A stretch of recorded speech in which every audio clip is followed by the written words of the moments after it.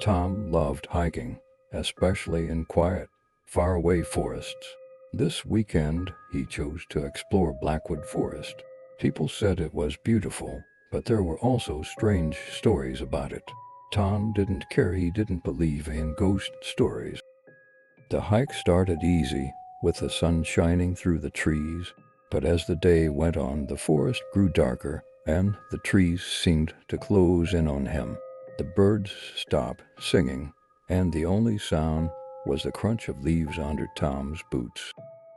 By late afternoon, Tom realized he had lost the trail. His phone had no signal, and the sun was beginning to set. He wasn't too worried, he had a tent and supplies. He decided to set up camp for the night in a small clearing. The silence around him felt strange, but he tried to ignore it.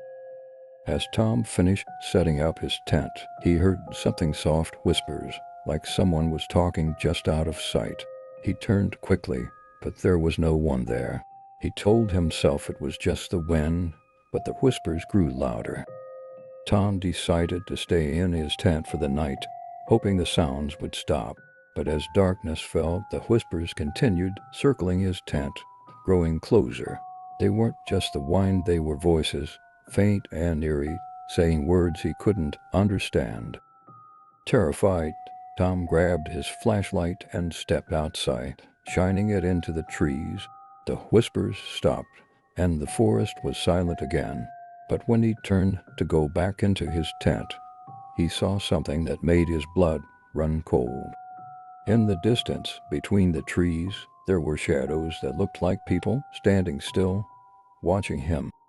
Tom didn't wait to see what they would do. He grabbed his things and ran, not caring which direction he went, as long as it was away from those shadows. The whispers started again, louder now, almost angry. He ran until he couldn't run anymore, collapsing in the middle of the dark forest. The shadows didn't follow, but the whispers never left him. Tom was found days later by a search party, trembling and muttering about voices in the woods. He never hiked again, and no one ever found out what really happened to him in Blackwood Forest, but the whispers, they never stopped. The Johnson family, Mark, Emily, and their 5-year-old daughter, Lily, decided to go camping in Pinewood Forest. It was supposed to be a fun weekend, just the three of them, away from the busy city. The forest was quiet and full of tall trees. They had gone camping before, but never in a place this far from home. They set up their tent near a small clearing, close to a creek. The first day was perfect. They hiked, roasted marshmallows, and told stories around the campfire. Lily was happy, running around and picking up pine cones. Mark and Emily watched her, feeling good about their trip. The next day they wanted to explore a new trail. Mark found a path that wasn't on the map. It was small and surrounded by thick bushes. Mark thought it would be fun to see where it went. Lily held her mother's hand as they started walking.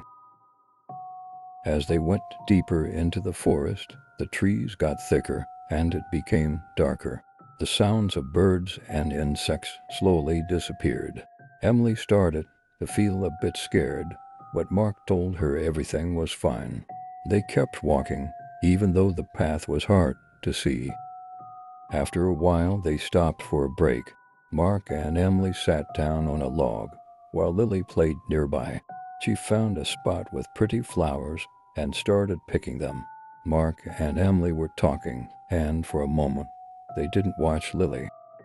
When they looked up, Lily was gone. They called out her name, thinking she had just wandered off a little, but there was no answer. They searched the area, yelling for her, but all they heard was silence. Panic set in. They ran in different directions, hoping to find her, but it was as if she had vanished into thin air. The forest, once peaceful, now felt like a maze closing in on them. No matter how hard they searched, Lily was nowhere to be found. As night fell, Mark and Emily were forced to return to their campsite, hoping that Lily would somehow find her way back, but she never did. The next morning, they called for help, and a search team combed the forest, but there was no trace of Lily. The forest had taken her, and she was gone. Mark and Emily left Pinewood Forest with heavy hearts, never understanding what happened to their little girl. The forest remained silent, keeping its secrets hidden deep within the trees. The Williams family, John, Sarah, and their 8-year-old son, Ethan, decided to take a weekend trip to Maplewood Forest. It was a place Sarah had visited as a child, and she wanted to share the experience with her family. The forest was known for its beautiful scenery, with tall trees and clear streams, but it was also very isolated, far from the nearest town. They arrived in the afternoon and set up their campsite near a large oak tree. The air was fresh, and the only sounds were the rustling leaves and the distant call of birds. Ethan was excited and immediately started exploring the area around the campsite. John and Sarah watched him, smiling, as they unpacked their gear. As the sun began to set, they lit a campfire and roasted hot dogs for dinner. The evening was peaceful, with the fire crackling and the stars beginning to appear in the sky. But as the darkness grew deeper, the forest seemed to change. The trees cast long, twisted shadows, and the once friendly woods now felt cold and unwelcoming. After dinner, Ethan asked if they could tell scary stories. John agreed, and they sat around the fire, taking turns telling tales of ghosts and monsters. Each story made Ethan laugh nervously, but he wasn't really scared. He felt safe with his parents by his side. Then, out of nowhere, they heard a soft rustling in the bushes. It was close to close. John turned his head sharply, shining his flashlight towards the sound, but there was nothing there, just the dark trees and the thick underbrush. "Probably just an animal," John said, though his voice was uneasy. Sarah didn't say anything, but she moved closer to Ethan, wrapping an arm around him. They decided it was time to go to bed. Ethan climbed into the tent with his parents, and soon they were all tucked in their sleeping bags. The fire outside crackled softly as it died down, leaving only faint embers glowing in the night. As Ethan started to drift off to sleep, he heard it again, the rustling. This time it was louder, like something was moving around just outside the tent. He opened his eyes and looked at his parents, who were both awake, listening. "Did you hear that?" Ethan whispered. "Yes," Sarah replied, her voice trembling slightly. "Stay quiet." John grabbed the flashlight and slowly unzipped the tent. He shone the light outside, moving it back and forth across the trees. The beam of light cut through the darkness, but it revealed nothing unusual.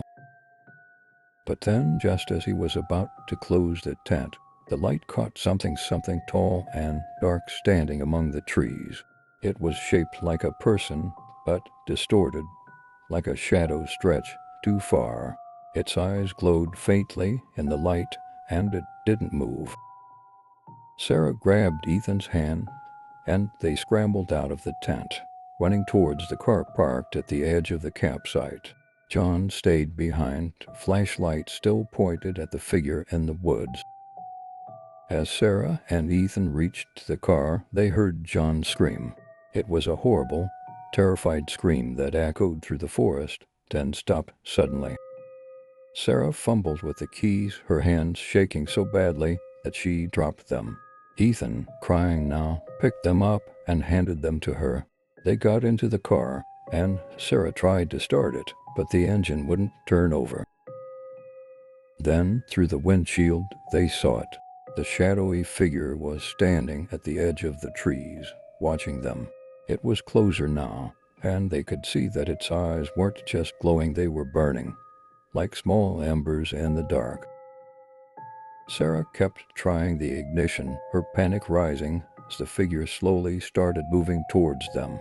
Finally, the car roared to life, and she slammed her foot on the gas speeding down the narrow dirt road away from the campsite. They didn't stop until they reached the nearest town hours later, but they never found John, and they never returned to Maplewood Forest.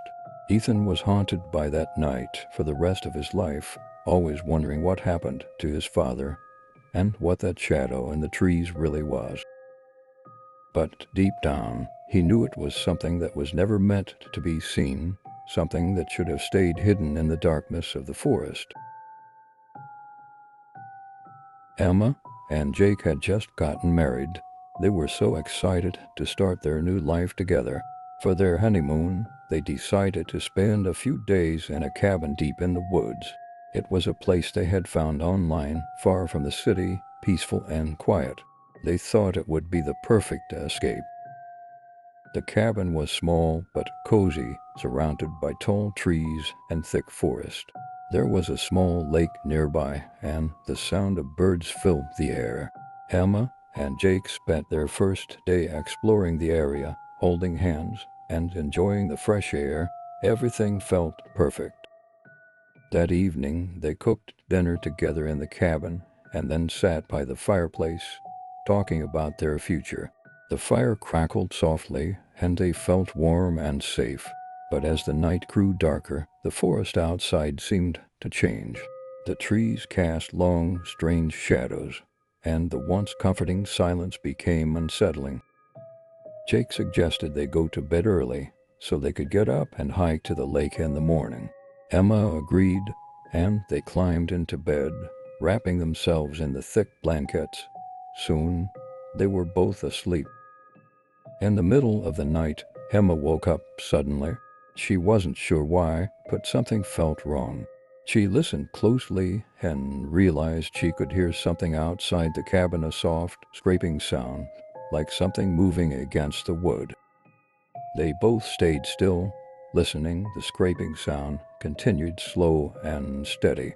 Jake got out of bed, grabbed a flashlight, and headed toward the door. "Stay here," he told Emma. He opened the door and shone the light outside, sweeping it across the porch and the surrounding trees. There was nothing there. The sound had stopped. He closed the door, locking it securely. "It was probably just a branch brushing against the cabin," Jake said, trying to reassure her. But Emma couldn't shake the feeling that something was wrong. She lay back down, but sleep wouldn't come. Hours passed, and just as Emma was finally drifting off, the sound returned, this time louder, like something was scratching at the door. Jake jumped out of bed, grabbing the flashlight again. He moved to open the door, but Emma grabbed his arm. "Don't," she said, her voice trembling. Jake hesitated, but the sound grew louder, more insistent. He felt he had to do something. "It's probably just an animal," he said, trying to sound calm. But as he opened the door, something rushed in, a dark shape, moving so fast that neither of them could see what it was. Emma screamed, and Jake dropped the flashlight in shock. The cabin was plunged into darkness, and they could hear something moving quickly around them, knocking things over. Jake fumbled to pick up the flashlight, but when he finally did, he pointed it toward the sound. The light revealed a terrifying sight. Emma was on the floor, something dark and shadowy looming over her. Jake tried to move, but he was frozen with fear. The shadowy figure seemed to look at him, then suddenly it was gone, disappearing into the darkness as quickly as it had appeared.